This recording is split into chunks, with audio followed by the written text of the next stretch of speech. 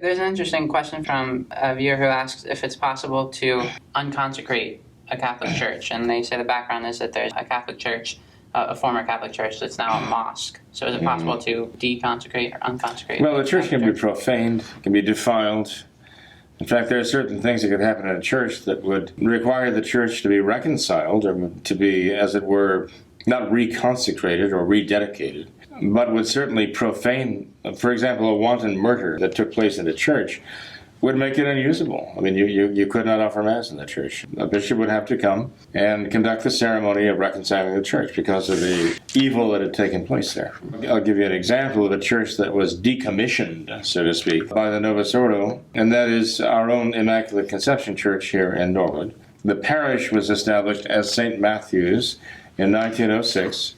The young, recently ordained priest, Father Frederick Gallagher, was put in charge. And he remained in charge all the way through to 1924 when he died, just months after the present church was finished, right? When the diocese, the Archdiocese of Cincinnati, decided to sell this church, together with a sister church here in Norwood, they actually put it on the market.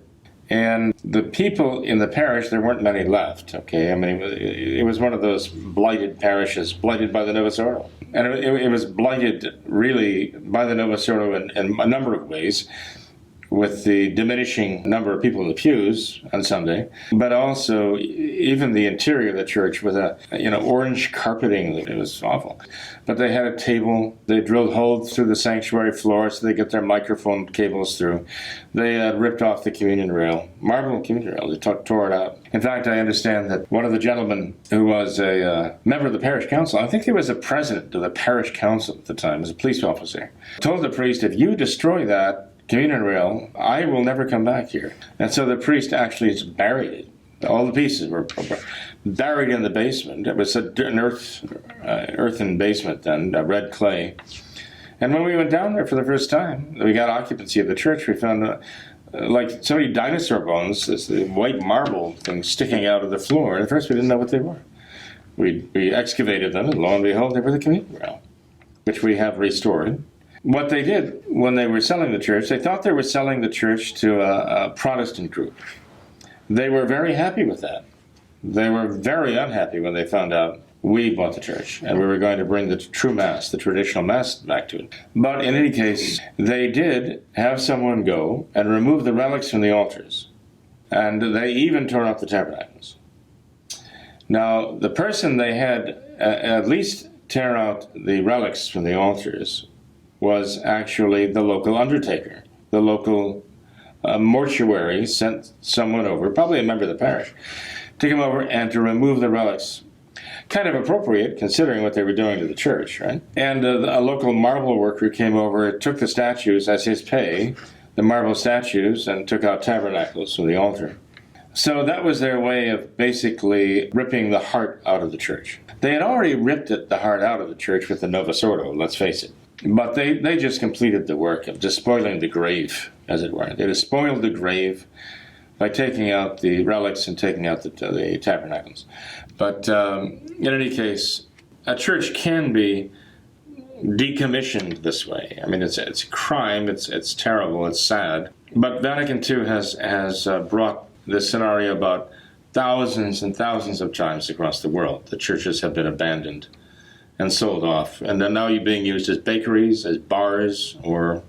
Is there a proper way, Father, for if there's a traditional Catholic church that, for whatever reason, for example, there's St. Pius X chapel here in the Cincinnati area, that they decided to sell that, and I believe it's now some kind of brewery now, but is there a proper process to go through for decommissioning a church? There would be a process that you'd have to go through, and removing the sacred items, for example, that would be among the things. But ordinarily, I think the process really, if you were to interpret the mind of the church, not just the letter of the law, but the spirit of the law, the building itself should be demolished. It's like having a chalice. You have a chalice that is consecrated. And once you put that chalice up for public sale, it can be used for profane purposes, it loses the consecration. But really only in melting it down. It loses its form entirely as a chalice at that point. It just becomes gold and silver and other metal. And the same with the church. Ordinarily the church would be demolished. In fact, if you look back in history, there are many churches that are very ancient that were not rebuilt when they became decrepit. They would be demolished. The original church of Saint Clement in Rome, when that church had stood for 800 years and became, shall we say, decrepit, okay, they actually caved it in on itself and used that as a foundation for the church that they built above it, which is, again, quite ancient, right? But they didn't allow the church itself to be profaned by something sinful or secular, as it were. It is with great reluctance that the church allows what has been a sanctuary for the holy sacrifice of the Mass to be simply turned into some profane audience hall or concert hall or brewery or whatever else. But the Novus Ordo is probably responsible for that. I would make a rather bold statement, I guess. I don't know if you know if one could prove me right or wrong. But I would bet that since the Novus Ordo came out back in the late 1960s, right, about 1970, that more Catholic churches have been destroyed, disbanded, profaned, quote-unquote, decommissioned, just in this space of time since Vatican II than for in the course of centuries and centuries of the church before then. But in any case, that's just a thought. Wow, it's a scary thought. Well, unfortunately, the Novus Ordo itself, if one would face what it really is. It is a horror, Yeah. Talk about the abomination of desolation. There it is. It is, if it is not the abomination of desolation foretold by the prophet Daniel, it is certainly a major step on the way.